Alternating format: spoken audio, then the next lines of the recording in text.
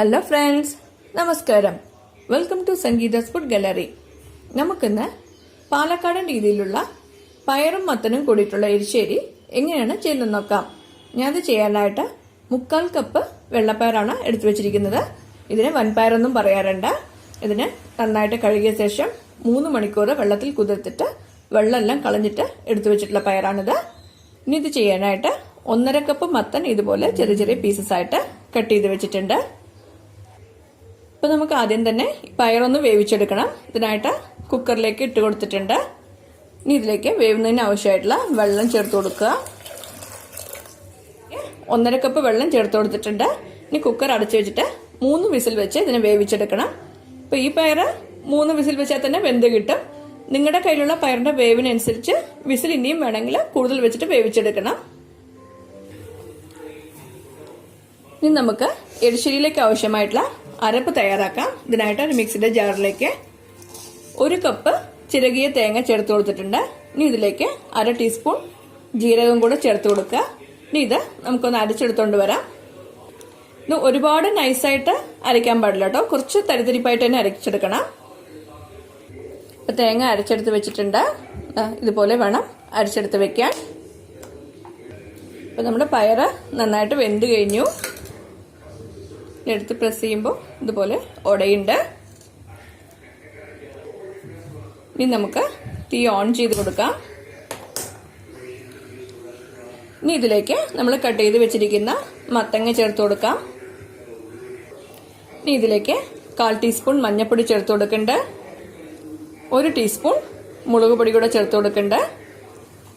ഇനി ഇതിലേക്ക് ആവശ്യത്തിന് ഉപ്പ് ചേർത്ത് കൊടുക്കുക. ഇനി ഇത് നന്നായിട്ടൊന്ന് മിക്സ് ചെയ്ത് കൊടുക്കണം. അപ്പൊ ഇതിലുള്ള വെള്ളം തന്നെ ഈ മത്തൻ വേവാൻ കറക്റ്റായിട്ട് ഉണ്ടാവും.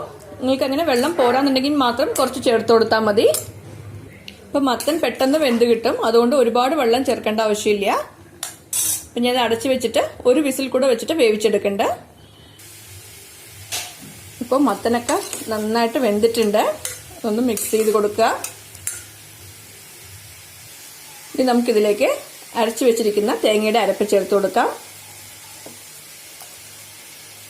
ഇപ്പൊ തേങ്ങയുടെ അരപ്പൊക്കെ ചേർത്ത് കൊടുത്തിട്ടുണ്ട്. ഇത് നന്നായിട്ടൊന്ന് മിക്സ് ചെയ്ത് കൊടുക്കുക. മത്തനൊക്കെ ഒന്ന് ഉടച്ചു കൊടുക്കണം കേട്ടോ. ഇതൊക്കെ നന്നായിട്ട് മിക്സ് ചെയ്ത് കൊടുത്തിട്ടുണ്ട്. ഇനി തേങ്ങയുടെ പച്ചമണം പോകുന്നവരെ നമുക്കിതൊന്ന് തിളപ്പിച്ചെടുക്കണം. ഇതൊക്കെ നന്നായിട്ട് തിളച്ചിട്ട് ഈ തേങ്ങയുടെ പച്ചമണമൊക്കെ മാറിയിട്ടുണ്ട്. ഇനി ഇതിലേക്ക് ഒരു ചെറിയ തുണ്ട് വെള്ളം ചേർത്ത് കൊടുക്കണ്ട്.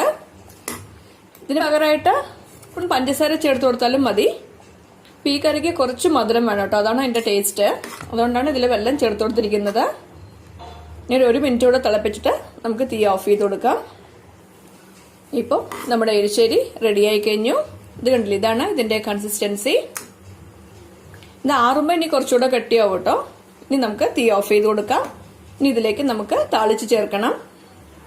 ഒരു പാൻ ചൂടാക്കാൻ വെച്ചിട്ടുണ്ട്. ഇതിലേക്ക് 2 ടേബിൾ സ്പൂൺ വെളിച്ചെണ്ണ ചേർത്തിട്ട് നന്നായിട്ടൊന്ന് ചൂടാക്കി എടുക്കണം. ഈ എണ്ണ നന്നായിട്ട് ചൂടാക്കി കഴിഞ്ഞു. ഇതിലേക്ക് 1/2 ടീസ്പൂൺ കടുക് ചേർത്ത് കൊടുക്കുക. ഈ കടുകൊക്കെ നന്നായിട്ട് പൊട്ടി തുടങ്ങിയിട്ടുണ്ട്. ഇനി ഇതിലേക്ക് 2 വറ്റൽമുളക് പൊട്ടിച്ച് ചേർത്ത് കൊടുക്കുക. ഇനി ഇതിലേക്ക് കുറച്ച് കറിവേപ്പില ചേർത്ത് കൊടുക്കുക.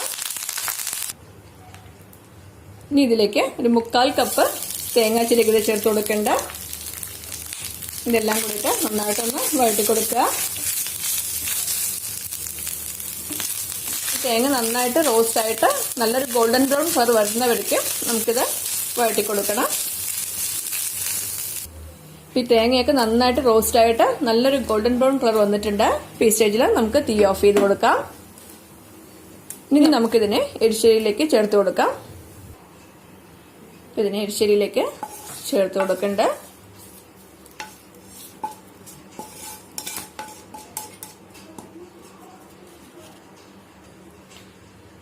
ഇപ്പോൾ അടിപൊളിയായിട്ടുള്ള നമ്മുടെ പയർ മത്തങ്ങ എരിശ്ശേരി റെഡി ആയിട്ടുണ്ട്. നിങ്ങളെല്ലാവരും ഈ റെസിപ്പി ട്രൈ ചെയ്ത് നോക്കണം. ഇഷ്ടമായെങ്കിൽ ലൈക്ക് ചെയ്യാനും ഷെയർ ചെയ്യാനും സബ്സ്ക്രൈബ് ചെയ്യാനും മറക്കരുത്. നിങ്ങളുടെ ഫീഡ്ബാക്ക് അറിയിക്കും വേണം. Thanks for watching.